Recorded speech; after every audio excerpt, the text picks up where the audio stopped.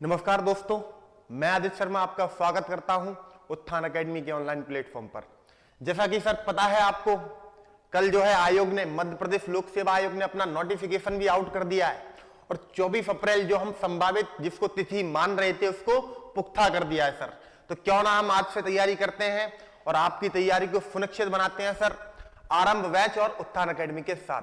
Sir कल तक जो है हमने देखा था हड़प्पा सभ्यता की खोज कैसे होती है, उसके बाद कुछ चीजें हमने देखी उसमें कि कैसे उसका नामकरण हुआ और विश्व में उसकी तत्कालीन सभ्यताएं क्या थी। तो यहां तक कि हम 3 टॉपिक सर पिछली वीडियोस में जो है कंप्लीट कर चुके हैं और यहां से जितने भी संभावित प्रश्न हो सकते हैं हमने जो है उसको सारे के सारे प्रश्न को लेके चले हैं सर।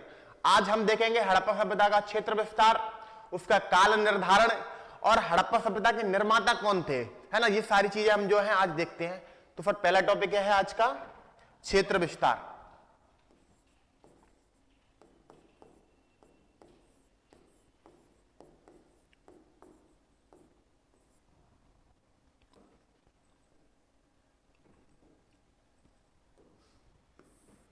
सर जी क्षेत्र विस्तार, तो मैं आपको बता दूं पहले तो जो है हड़प्पा सभ्यता का जो एरिया है वो लगभग जो है 13 लाख वर्ग किलोमीटर, 13 लाख वर्ग किलोमीटर, है ना।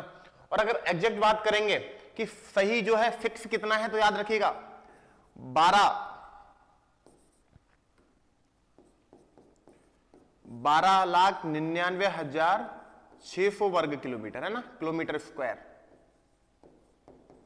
है ना। ये इसका एग्जैक्ट जो है एरिया है और लगभग में कितना है सर 13 लाख, समझिएगा सर। तो क्षेत्र विस्तार हमारा ये हो गया। फिर सर एक जो प्रश्न बनता है हड़प्पा सभ्यता के आकार से बनता है। किससे बनता है? आकार से बनता है।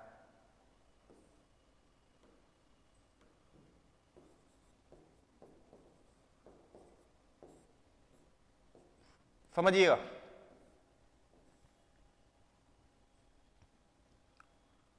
नेक्स्ट पेज पे ले लेते हैं इसको।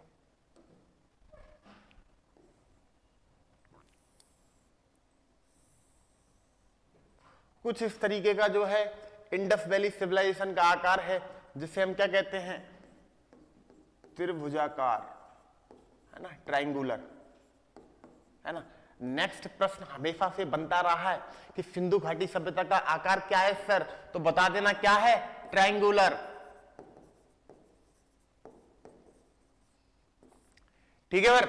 उसके बाद सर इसके पॉइंट से बनता है, इसके बिंदुओं से बनता है कि अगर मान लीजिए कोई हड़प्पा सभ्यता है ये, तो इसका उत्तरतम बिंदु क्या है सर, दक्षिणतम बिंदु क्या है ना। उसी के बाद बात करते हैं कि पूर्वी बिंदु क्या है और पश्चिमी बिंदु क्या है। जनरली इससे प्रश्न बहुत ज्यादा बनते रहते हैं कि हड़प्पा सभ्यता अगर मान लीजिए फैली है लगभग 13 लाख वर्ग किलोमीटर में, तो उसके उत्तरतम जो बिंदु है वो क्या रहा होगा, दक्षिणतम अगर कोई स्थल होगा तो वो क्या रहा होगा। तो इसी के साथ हम देखते हैं सर, अगर बात हड़प्पा सभ्यता के उत्तरतम बिंदु की करेंगे तो एक स्थान है मांडा, मांडा, और सर ये मांडा पड़ता है J&K में, इतना याद रखना है। और उसके बाद सर इसकी नदी याद रखना है ना कि कौन सी नदी के किनारे है। तो समझिएगा सर, ये नदी है चिनाब, और चिनाब हम लोग जानते हैं किसकी सहायक नदी है? सिंधु नदी की, है ना। सिंधु नदी की सहायक नदी क्या है? चिनाब। तो हड़प्पा सभ्यता का जो उत्तरतम बिंदु है वो मांडा है, J&K में पड़ता है, जम्मू एवं कश्मीर में। अब तो मोदी जी पेल दिए हैं जम्मू कश्मीर को, है ना, और केंद्र शासित प्रदेश बना दिए हैं। उसके बाद सर अगर बात करें तो फिर कौन सी नदी है? चिनाब नदी है। फिर एक प्रश्न बनता है कि मांडा का खोजकर्ता कौन रहा होगा, है ना। तो याद रखिएगा मांडा का जो खोजकर्ता यानी कि मांडा की जिसने खोज की उनका नाम है जगपति जोशी। क्या नाम है सर? जगपति जोशी।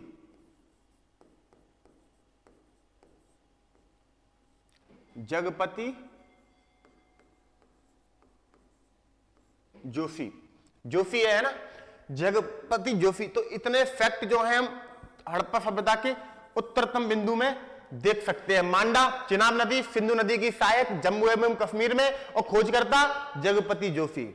अब जब हमने उत्तरतम बिंदु की बात कर ली है तो फिर बात आती है कि हड़प्पा सभ्यता का दक्षिणतम बिंदु क्या रहा होगा।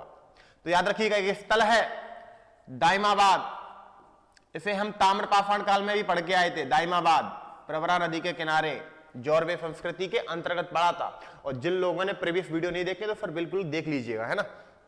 दाइमाबाद सर जी ये महाराष्ट्र में है। कहां ये? महाराष्ट्र में है सर। एक नदी पड़ती है, नदी याद रखिएगा, नदी है सर प्रवरा, प्रवरा नदी।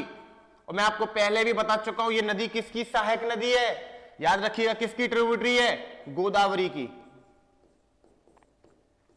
गोदावरी की सहायक नदी है प्रवरा। उसके बाद जो फिर नेक्स्ट जो प्रश्न बनेगा कि इसका खोजकर्ता कौन है, क्या खोजकर्ता, कि दाइमाबाद है इसको आखिर में खोजा किसने? तो याद रखिएगा एक व्यक्ति है बीपी बोपार्डीकर, बीपी बोपार्डीकर। महाराष्ट्रियन नेम है तो परेशान नहीं होइएगा, है ना। बीपी बोपार्डीकर। स्थल दाइमाबाद, सर राज्य महाराष्ट्र, प्रवरा नदी जो कि गोदावरी की सहायक नदी है। इतना देख लिया सर। इसके बाद सर जो है हम देखेंगे कि इसका पूर्वी बिंदु क्या है, हड़प्पा सभ्यता का पूर्वी बिंदु, है ना। ये लिख लीजिएगा, ईस्ट है ये नॉर्थ है, ये साउथ है और ये वेस्ट है। देखिएगा सर पूर्वी बिंदु की बात करेंगे तो एक स्थल है आलमगीरपुर, आलमगीरपुर, आलमगीरपुर। फिर वही बात कि आखिर ये किस राज्य में है, तो फिर राज्य लगेगा उत्तर प्रदेश। क्या लगेगा? उत्तर प्रदेश। और उसके बाद सर जी समझिएगा, राज्य के बाद फिर मैंने आपको बताया था कि नदी, तो नदी हो जाएगी हिंडन नदी। क्या हो जाएगी? हिंडन नदी। और फिर ये भी यमुना जो है, यमुना की सहायक नदी है, गंगा यमुना की सहायक नदी क्या है? हिंडन नदी है सर। आलमगीरपुर उत्तर प्रदेश। जिला भी बता दूं मैं आपको तो मेरठ जिला लगता है। क्या लगता है? मेरठ जिला लगता है सर। फिर अगला जो प्रश्न निकल के आता है कि इसकी खोज किसने की, जो मोस्ट इंपोर्टेंट है याद रखिएगा, यज्ञदत्त शर्मा, यज्ञदत्त शर्मा।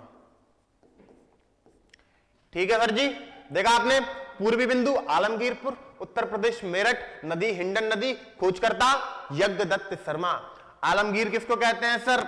आलमगीर कहते हैं बादशाह औरंगजेब को। और तो आलमगीर यानी कि औरंगजेब क्या करवा रहा है? यज्ञ करवा रहा है। थोड़ा बहुत कनेक्ट करने की कोशिश करिएगा, है ना। उसके बाद देखिएगा नेक्स्ट, अगर इसकी वेस्टर्न पॉइंट की बात करें, पश्चिमी बिंदु की बात करें, तो फिर एक जगह है याद रखिएगा, फुतकांगेडोर। इसका नाम थोड़ा सा टफ है, फुतकांगेडोर, है ना। जगह का नाम क्या है? फुतकांगेडोर। सर जी एक नदी है याद रखिएगा, दास्क नदी। कौन सी नदी है? दास्क नदी। इस नदी के किनारे है सर। ये है कहां? फुतकांगेडोर। तो मैं आपको बता दूं, पाकिस्तान में एक प्रांत पड़ता है बलूचिस्तान, है ना। बलूचिस्तान प्रांत में है। मैंने कहा ना, ले दे के 2-4 प्रांत हैं, उसमें भी जो है इंडिया को ये पाकिस्तान वाले गुर्राते रहते हैं। देखते हैं सर कब तक चलता है। फुतकांगेडोर, पाकिस्तान, बलूचिस्तान। सर जी नदी है दास्क नदी, और दास्क नदी भी किसकी? सिंधु नदी की जो है सहायक नदी। और ये क्या है? वेस्टर्न पॉइंट है। फिर अगला प्रश्न बनता है कि फुतकांगेडोर का खोजकर्ता कौन है? तो एक व्यक्ति है आरएल स्टाइन, आरएल स्टाइन। तो आरएल स्टाइन ने जो है खोज करी है किसकी? फुतकांगेडोर की। तो हमने ये देखा उत्तरी जो बिंदु था मांडा था सर, दक्षिणी बिंदु पर दाइमाबाद था, है ना, पूर्वी आलमगीरपुर था और पश्चिमी फुतकांगेडोर था। तो अगर आज के बाद आपसे प्रश्न पूछा जाए कि जो है उत्तरतम, दक्षिणतम, पूर्वी और पश्चिमी बिंदु क्या है, तो बता दीजिएगा सर। नदियां याद कर लीजिएगा, उनके खोजकर्ता याद कर लीजिएगा। इतना सारा डाटा जो है आपको पूछ सकता है उनके बिंदुओं से। और फिर मैं आपको बता दूं, ऐसे स्टूडेंट जिन्हें लगता है कि उन्हें ये सारी चीजें पीडीएफ फॉर्म में चाहिए, तो प्लीज वीडियो पे कमेंट करके आप हमें बता दीजिए, हम और थोड़ी मेहनत करेंगे, आपको पीडीएफ प्रोवाइड कराएंगे। सर नेक्स्ट देखिएगा,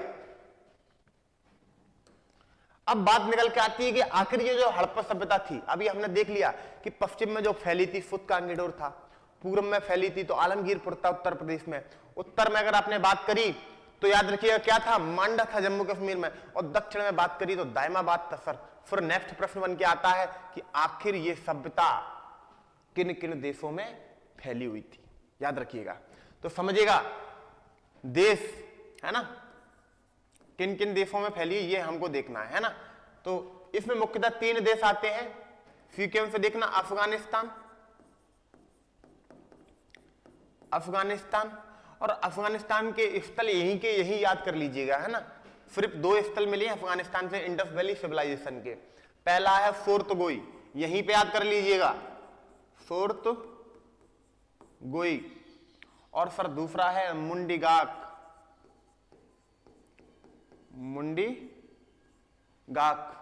है ना, समझिएगा। ये अफगानिस्तान हो गया, इसके 2 स्थल हो गए। नेक्स्ट जो है वो है पाकिस्तान,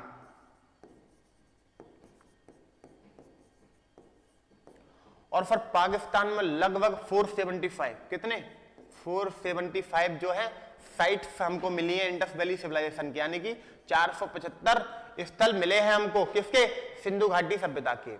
अगर नेक्स्ट सर 3rd की बात करेंगे तो पता है हमारा प्यारा इंडिया, हिंदुस्तान, भारत वंशियों की भूमि।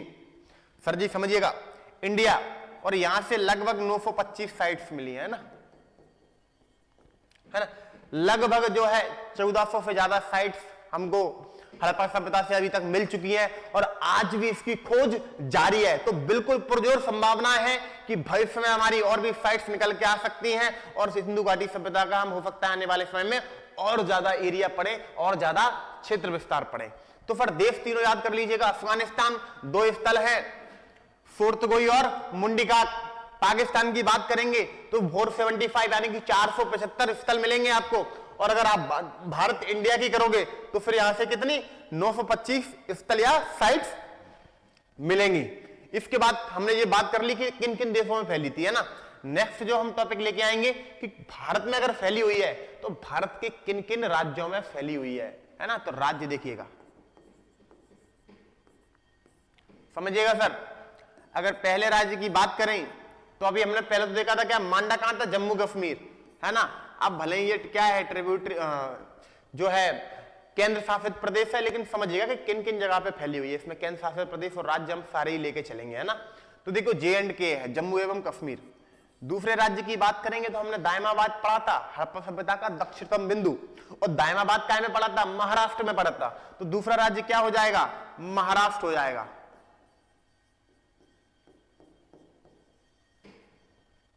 और अगर बात तीसरे राज्य की करेंगे सर, तो हमने क्या पढ़ा था, पूर्वी बिंदु क्या पढ़ा था, आलमगीरपुर, और आलमगीरपुर था उत्तर प्रदेश में। तो नेक्स्ट यूपी हो जाएगा, उत्तर प्रदेश, है ना, उत्तर प्रदेश।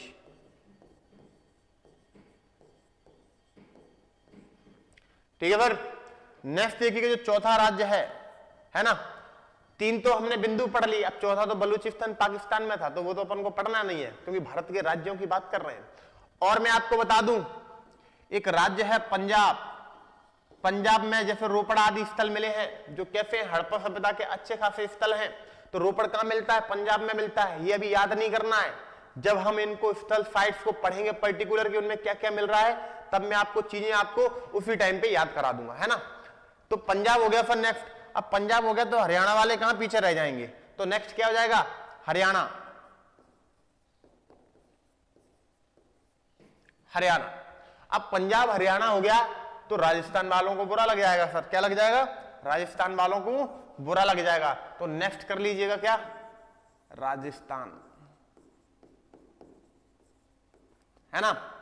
अब फिर वही हमारे गुजराती भाव मोटा भाई जो है बुरा मान जाएंगे। तो नेक्स्ट क्या हो जाएगा, गुजरात।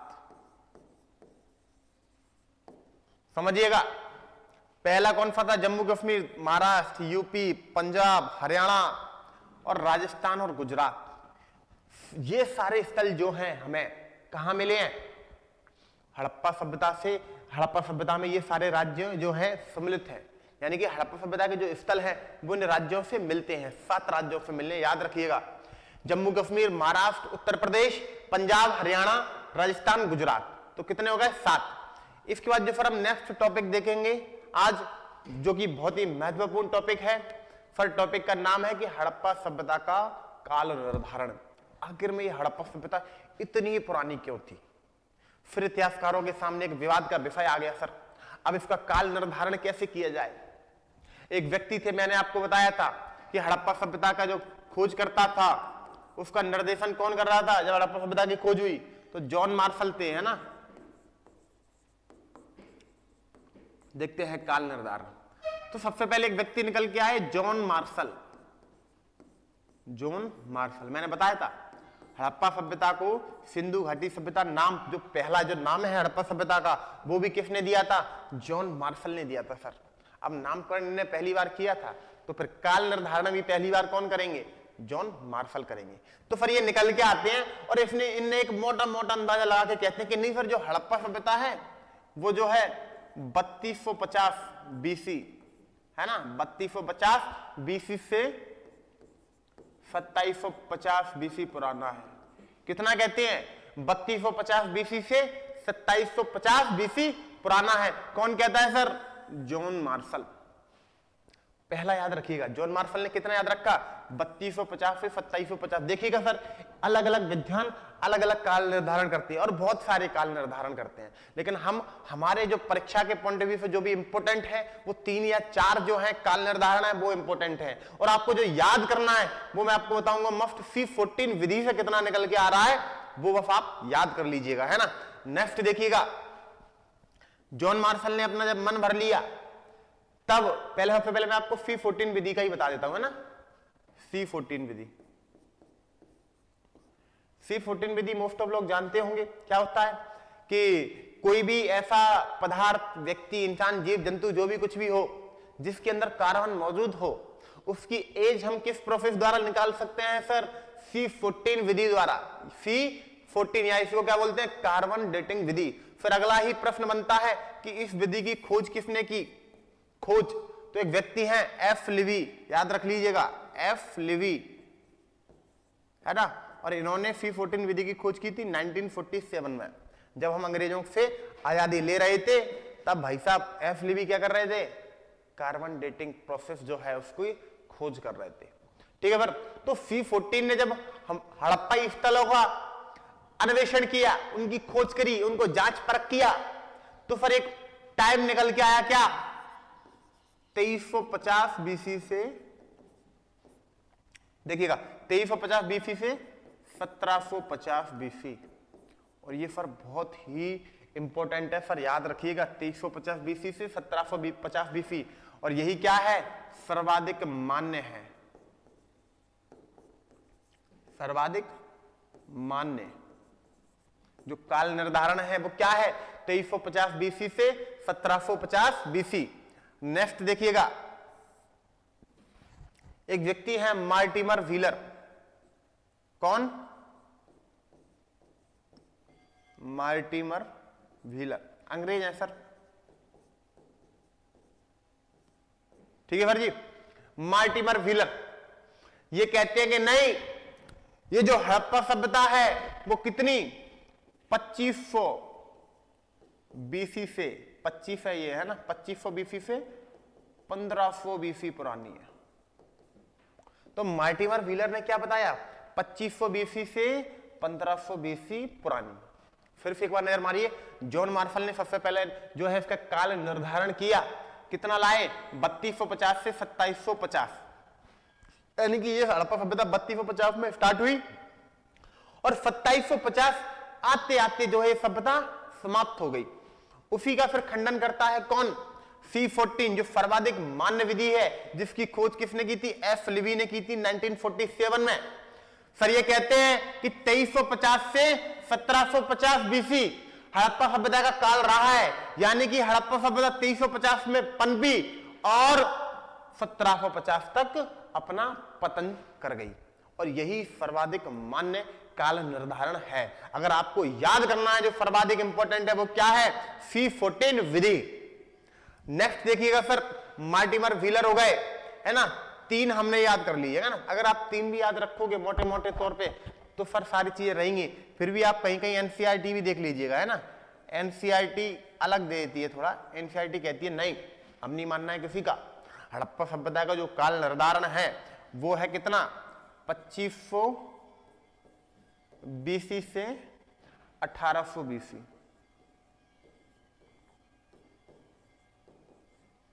ठीक है, ठीक है।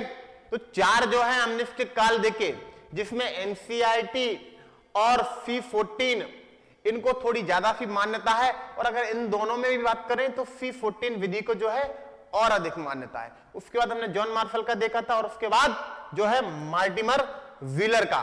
तो काल निर्धारण हो गया।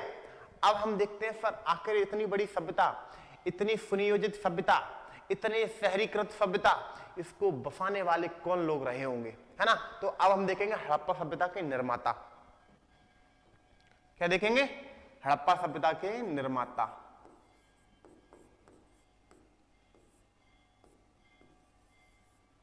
निर्माता फिर वही बहस हो गई कि किसने बसाई, किसने बसाई। यूरोपियंस आए, वो कहते हैं कि नहीं सर, आर्यों ने नहीं बसाई। आर्य यानी कि हिंदू लोग जो लोग हैं वो तो भारत से आए, हड़प्पा सभ्यता वालों को मारा और वहां पर कब्जा कर लिया। क्यों कहते हैं सर, ये भी मैं आपको बता दूं। ये इसलिए कहते हैं क्योंकि अंग्रेजी भी विदेशी थे सर, मुस्लिम भी विदेशी थे, यहां पर आए, हमारे लोगों को कन्वर्ट किया, हमारे ही भाइयों को कन्वर्ट किया और जबरदस्ती जो है अपना धर्म थोप दिया। और फिर इसके बाद अगर आप देखिएगा, और उनका एक ये कहने का उद्देश्य भी इसलिए है कि आर्य विदेशी। क्यों, क्योंकि सर आर्य को अगर विदेशी साबित कर दिया तो भारत में बचा कौन।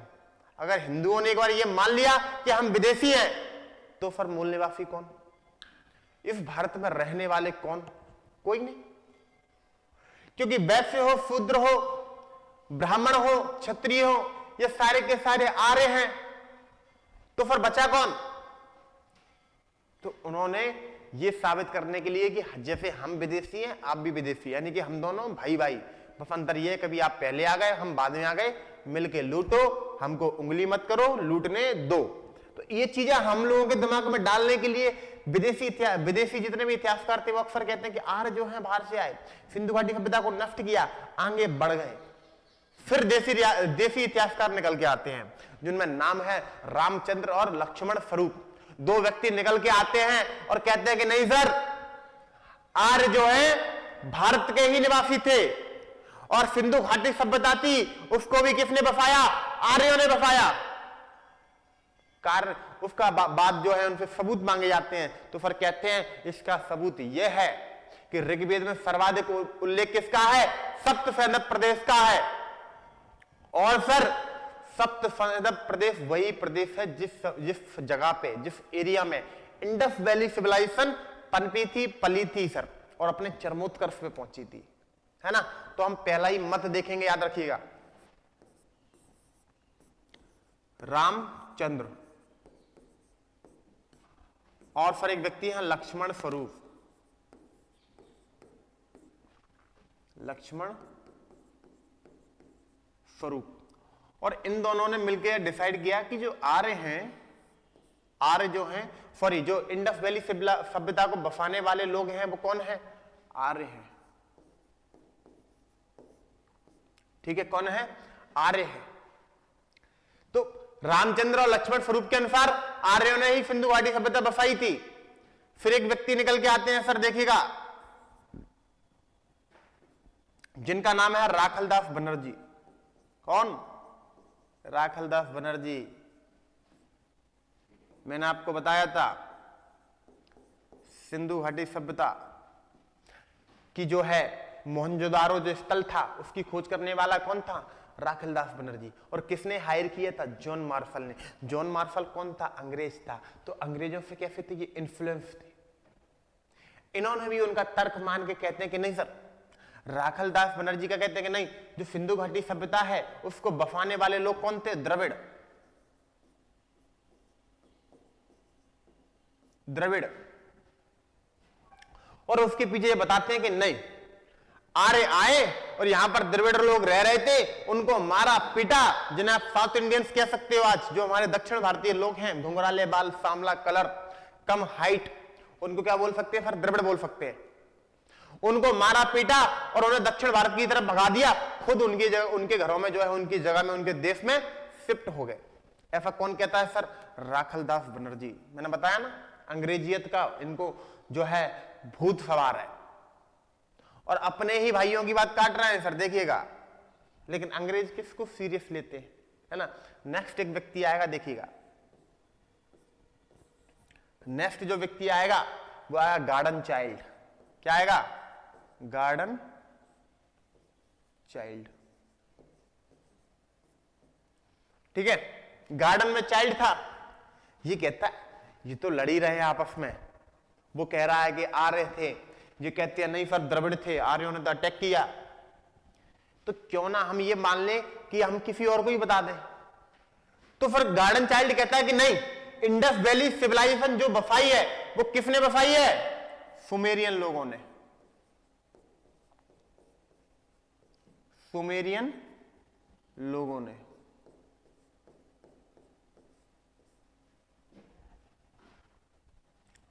किसने बसाई है? सुमेरियन लोगों ने। कौन कहता है सर? Garden child. सुमेरिया, जो मैंने कल आपको हड़प्पा सभ्यता की 3 समकालीन सभ्यता पढ़ाई थी, उनमें से एक बताई थी मैंने मेसोपोटामिया, और मेसोपोटामिया का ही दूसरा नाम क्या है? सुमेरिया। उसी मेसोपोटामिया सभ्यता को क्या बोलते हैं? सुमेरियन सभ्यता बोलते हैं सर।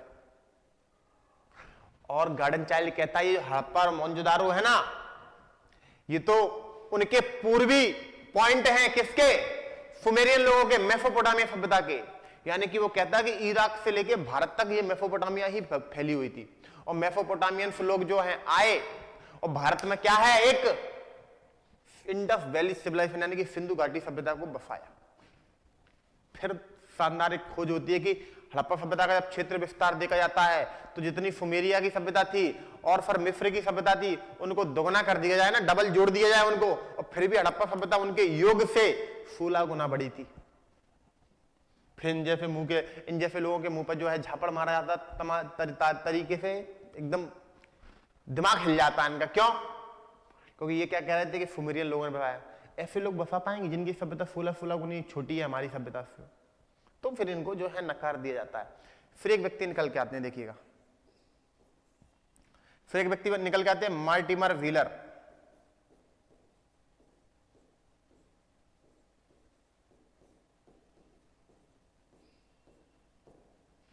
कौन? Mortimer wheeler. सर ये भी विदेशी हैं, तो कभी भी हमेशा हिंदुओं का ही विरोध करेंगे, आर्यों का ही विरोध करेंगे। तो ये कहते हैं कि ऋग्वेद में एक शब्द उल्लेखित है, दास या दस्यु। क्या? दास या दस्यु। मॉर्टिमर व्हीलर कहता है कि नहीं सर, ये जो ऋग्वेद में उल्लेखित है दास और दस्यु, और ऋग्वेद में दास और दस्यु को आर्यों का दुश्मन बताया गया है सर। क्या बताया है? दुश्मन। यानी कि मॉर्टिमर व्हीलर कहते हैं कि जब कौन आर्य भारत में आए और यहां पे उन्हें कुछ स्थानीय लोग मिले जिनको क्या कहते हैं? दास या दस्यु, और इन लोगों से आर्यों का संघर्ष हुआ, और जिसका प्रूफ हमको कहां मिलता है? ऋग्वेद से मिलता है। ऋग्वेद में कहा गया है इंद्र को दस्यु हंता, अर्थात दासों का हनन करने वाला। तो मॉर्टिमर व्हीलर कहता है कि इंद्र आर्यों का नेता, आर्यों को अपने साथ लेके आया, और उसने तत्कालीन जनते जो वहां पर रह रहे थे उनको मार भगाया, उनके किलों को तोड़ दिया, इसीलिए इंद्र को पुरंदर कहा जा रहा है। ये कौन कह रहा है सर? ये कह रहे हैं मॉर्टिमर व्हीलर। तो मॉर्टिमर व्हीलर के अनुसार दास और दस्यु कौन है? हड़प्पा सभ्यता को बनाने वाले।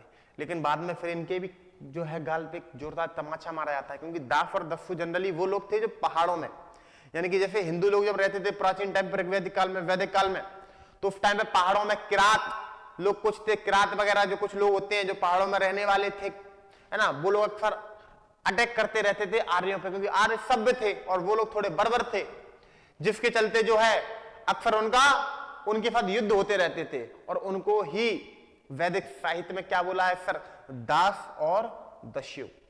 ठीक है, तो ये भी गलत है। देख लीजिएगा हड़प्पा सभ्यता को बसाने वाले 4 लोग हैं। रामचंद्र और लक्ष्मण क्या कह रहे हैं? आर्य। राकलदास बनर्जी क्या कह रहे हैं? नहीं सर, द्रविड़। और गार्डन चाइल्ड तो पगला ही गए हैं, बच्चे हैं, बच के नहीं बातें कर दी। सुमेरियन लोगों ने बसाया है। उसी के बाद जब बात मार्टिमर व्हीलर की करते हैं तो फिर ये क्या कहता है कि दास या दस्यु, इतना याद रखिएगा ना। तो इतनी चीजें आज हमने देख ली, निर्माता देख लिया, काल निर्धारण देख लिया सर। उसके बाद अगर बात करेंगे कि किन किन राज्यों में फैला था, किन किन देशों में फैली थी सभ्यता, उसका जो है उत्तरतम, दक्षिणतम, पूर्वी, पश्चिमी बिंदु क्या था।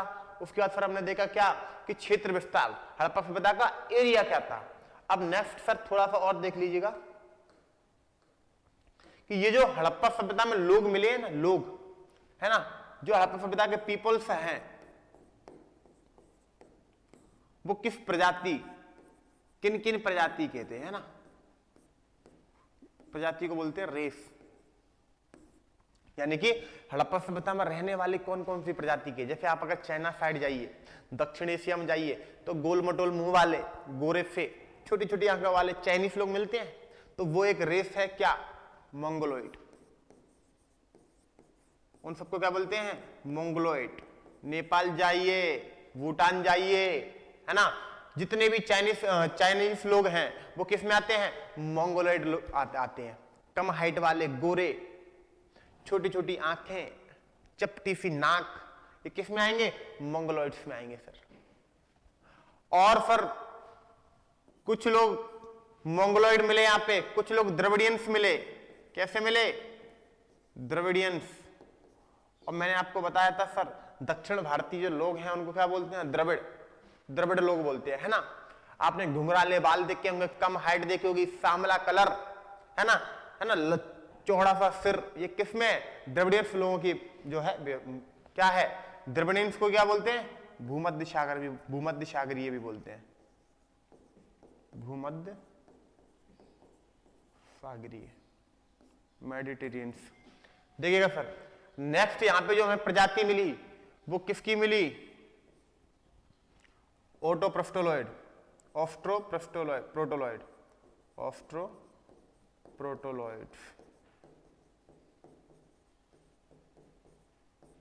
है ना, ऑस्ट्रोप्रोटोलॉइड्स। देखिए सर, ऑस्ट्रोप्रोटोलॉइड्स लोग कुछ मिले, है ना। इसमें भी अगर आप देखोगे तो मुंडा जो लोग होते हैं, जितने भी जनजातीय लोग होते हैं, वो किस में आते हैं? ऑटोप्रोटोलॉइड्स में आते हैं। और सर हमको एक जो अन्य प्रजाति मिली वो क्या मिली? अल्पाइन, है ना, जो अल्पाइन क्षेत्र में रहते हैं। देखिएगा सर, हमको यहाँ पे 4 प्रकार के लोग मिले हैं, 4 प्रकार की प्रजाति मिली, मंगोलॉइड्स, द्रविडियंस, ऑस्ट्रोप्रोटोलॉइड्स और अल्पाइन। ये 4 लोग, 4 प्रजाति, 4 रेसेस मिली हमको। कहां से? हड़प्पा सभ्यता की कब्रों से। तो कहीं ना कहीं हड़प्पा सभ्यता में रहने वाले लोग कौन रहे होंगे? मंगोलॉइड्स, अल्पाइन, ऑटोप्रोटोलॉइड, द्रविडियंस। और फिर इसी के साथ साथ हमको एक रेस यहां से मिलती है, नॉर्डिक। नॉर्डिक रेस में जनरली जो हम हिंदू लोग हैं जितने भी, वो किस में आते हैं? नॉर्डिक रेस में आते हैं ना। तो याद रखिएगा ये वाली बात, है ना। नॉर्डिक्स कौन है? हिंदू जितने भी लोग हैं वो क्या है? नॉर्डिक हैं। तो इतने प्रकार के लोग हड़प्पा सभ्यता में रहते थे। ये सारी चीजें देख ली। अगर सर वीडियो पसंद आ रहा है तो कमेंट करिएगा, शेयर करिएगा और अपना जो है कमेंट के रूप में अपना रिव्यू दीजिएगा। धन्यवाद, जय हिंद।